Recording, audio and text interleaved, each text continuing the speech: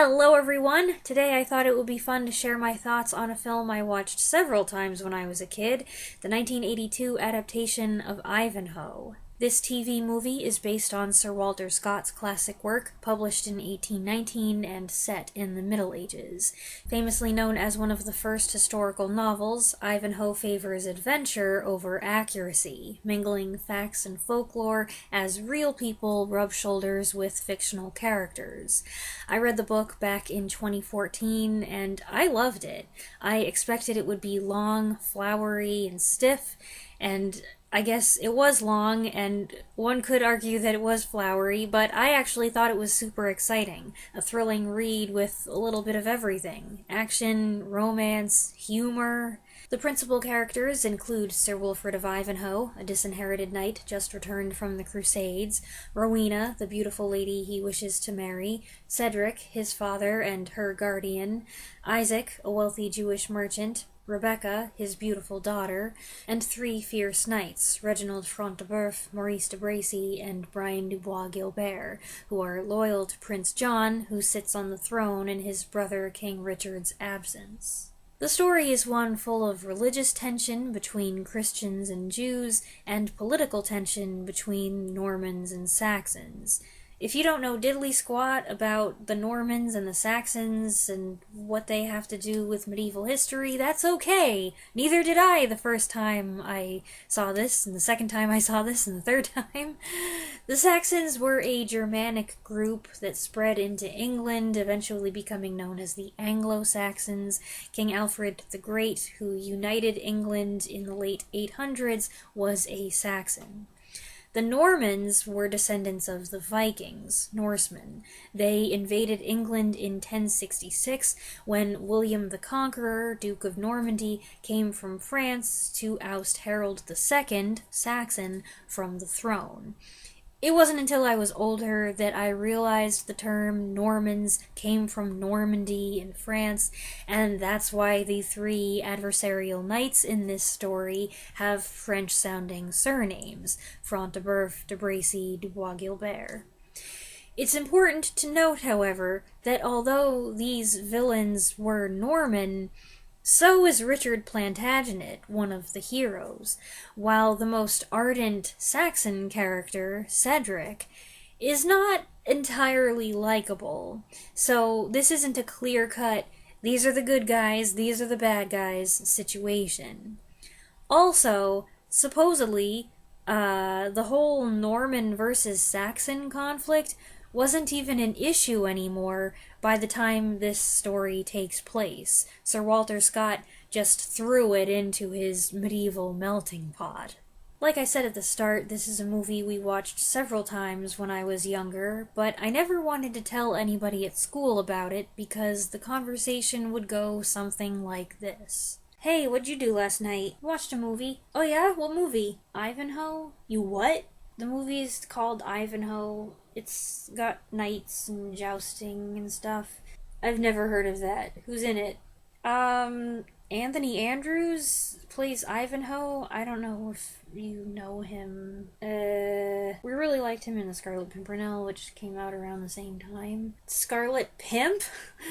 Your family watches some weird movies. No, it's a French Revolution thing. It's also got a young Sam Neill in it. The guy from Jurassic Park? Like the main guy? Yeah. Oh, okay. So it's got like knights, you said? Yeah, it's medieval, so there's knights and castles, there's a love story, someone gets accused of being a witch, Robin Hood's in it. Oh, I know Robin Hood. Yeah, Robin Hood and Prince John. He's the lion, right? The lion with the crown, and he sucks his thumb. Are you thinking of Richard the Lionheart? No, an actual lion, like how Robin Hood's a fox.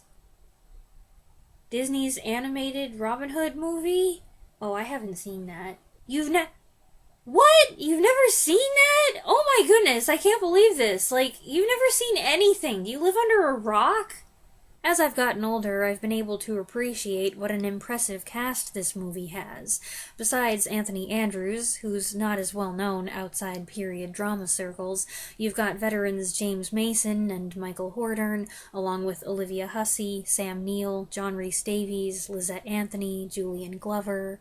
And there are a bunch of actors you may not know by name, but you might recognize their faces, like Stuart Wilson, Ronald Pickup, George Innes. I was stunned to recognize Friar Tuck as the same actor, Tony Haygarth, who played the man from Shropshire, Mr. Gridley, in 2005's Bleak House.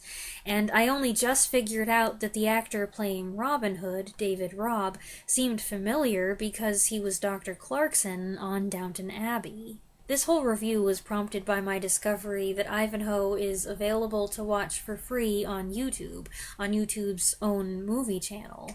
I had only ever seen it on tape, played on a CRT TV, and the last time was probably over 20 years ago, so I was amazed by how good it looks. The color pops and the picture is clear, costumes are fun, whether or not they're historically accurate. Editing Weaselberry here, you may notice some wonky images in this video. I did have to resort to using my phone to take photos of the movie playing on my laptop in order to get certain shots. This is because YouTube has applied the same screenshot blocker that all the other movie streaming services use to its official movies and TV channel. I discovered this after I had recorded my video. I've tried a variety of ways to get around this blockade, but nothing is working. My only recourse is to take pictures with my phone or make a hack job of this video by cutting a bunch of things out, and that's worse. Somehow that's worse. I do not like this, and I apologize for the poor quality images. Trust me, if you watch the movie on YouTube, it looks much better than this. This was made for TV with pauses for commercials built in, but for some reason, YouTube chose not to use those.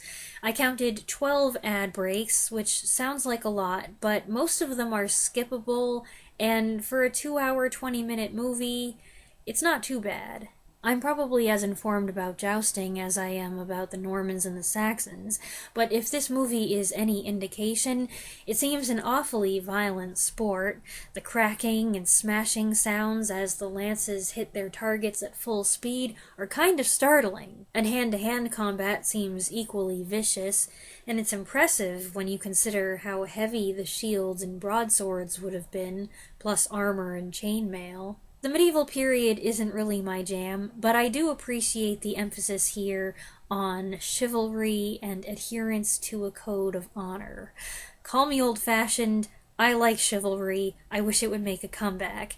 And I mean genuine, selfless chivalry, not selective chivalry or chivalry with an ulterior motive, not the nice guys kind of chivalry. Those of you who are familiar with internet slang will know what I mean by that. Just pure, good old-fashioned courtesy, thoughtfulness, and gallantry. I think society needs more of it. One of the things I find interesting about Ivanhoe's depiction of chivalry is that there's honor even among the villains. De Bracy keeps his word to Richard, just as Brian keeps his word to Rebecca. I fully expected these guys to renege on promises made in a vulnerable moment, but in keeping with their strict moral code, once they've given their word, that's it. They will not break it. We see villains say, "You have my word," and then break it so often in movies that I guess it stuns me a little when they're sincere. Everybody sticks to the rules, too, from Prince John abiding by the dictates of the tournament, even if it means his guys suffer an embarrassing defeat, to the Knights Templar abiding by the rules that afford the falsely accused an opportunity to defend themselves. There's a correctness there, and an overriding, I'll say, decency, where I would expect double standards, trickery, and fraud. I also find the characters interesting. Not so much Ivanhoe himself. Surprisingly, the titular character is not the most engaging person here. His biggest quandary is the fact that he's in love with Rowena, but he's indebted to Rebecca and her father, and he does develop an attraction to her.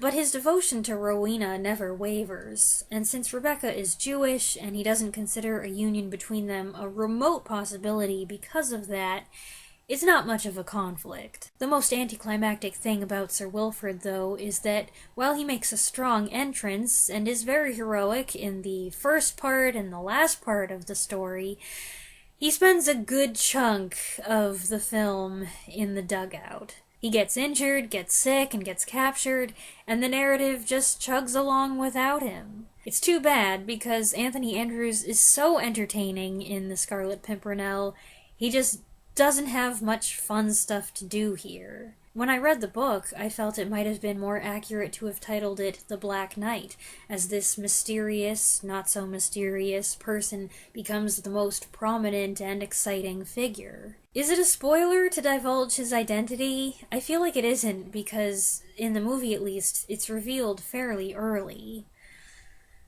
Spoiler! The Black Knight is King Richard, and methinks he's the real hero of Scott's story. He's prominently featured, he's brave, clever, tireless, he commands respect even from his opponents, and he always shows up in the nick of time to save the day. But even the three Norman knights are more dynamic than Ivanhoe, or at least two of them. De Bracy has some depth, and Brian Dubois Gilbert is a far more complex character than most of the heroes. I don't have much to say about Front de Bœuf, except that it always tickles me that his name means brow of beef.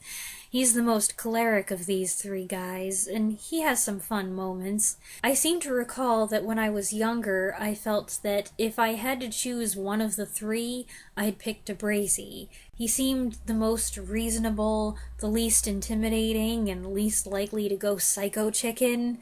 He shows a little bit of regret and some softening after he issues his ultimatum to Rowena.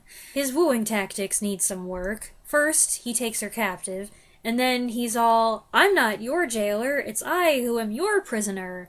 And when that line falls flat, he's like, "Look, if you don't marry me, I'm going to kill your guardian, your boyfriend, and the rest of your party." I think he's shocked by the vehemence of her rejection, as if he's wondering, man, am I so repulsive to her? And then he backs off, although the threat's still on the table. But Brian Dubois Gilbert, who we'll just call Brian from now on, and his frustrated passion for Rebecca is, I would say, the most fascinating facet of the story. Sam Neill's performance always made me nervous because he seems so volatile and unsafe. And yet what makes this forbidden, more or less one-sided relationship intriguing is that tension and the shifting dynamic between them. There comes a point where he goes from being really bad to showing some humanity. He begins to care more about her well-being than his own desires. He realizes he's dragged her into a perilous situation, and when it hits home just how bad it is, he endeavors to fix things. Side note, I'd totally forgotten about the spooky temple guys, these creepy, sadistic zealots. While there were elements I'd forgotten about the plot overall, I've always remembered how the last section goes down. I won't discuss it in detail here, but I will say I appreciate the complexity, the desperation, the inner conflict, and the outcome. I remember watching these scenes with Brian and Rebecca as a kid, not fully understanding what was going on, but gleaning a little more each time we watched the movie. As an adult, it's not so elusive, but I still find this whole situation with Rebecca, Brian, and Ivanhoe the most memorable aspect of the story.